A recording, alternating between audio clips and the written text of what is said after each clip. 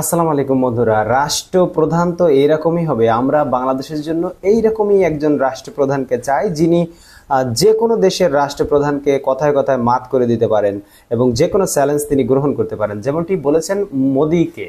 দেখুন কি বলেছে, মোদির সঙ্গে ফোনালাপ, ভারতীয় সাংবাদিকদের এসে দেখে যেতে বললেন ডক্টর ইউনূস।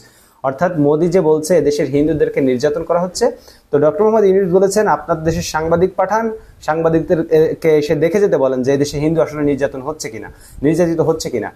এই খবরে এখানে লেখা হয়েছে, অন্তর্বর্তী সরকারের প্রধান উপদেষ্টা প্রফেসর ডক্টর মোহাম্মদ ইউনূসের সঙ্গে টেলিফোনে কথা বলেছেন ভারতের প্রধানমন্ত্রী নরেন্দ্র মোদি।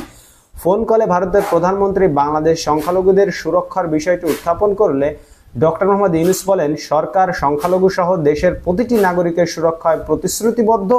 সংখ্যালঘুদের উপর হামলার প্রতিবেদনগুলো অতিরঞ্জিত করা হয়েছে জানিয়ে ডক্টর মোহাম্মদ ইউনূস ভারতীয় সাংবাদিকদের বাংলাদেশ সফরে এসে সংখ্যালঘুদের সুরক্ষার বিষয়ে সরেজমিনে থেকে রিপোর্ট করার আহ্বান জানিয়েছেন।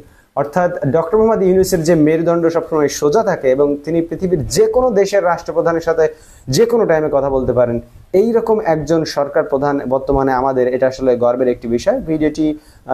চ্যানেলটিকে সাবস্ক্রাইব করে আমাদের সাথে থাকুন এবং পেজটিকে ফলো দিয়ে আমাদের সাথে থাকুন। পরবর্তী ভিডিও পাওয়ার জন্য ধন্যবাদ সবাইকে।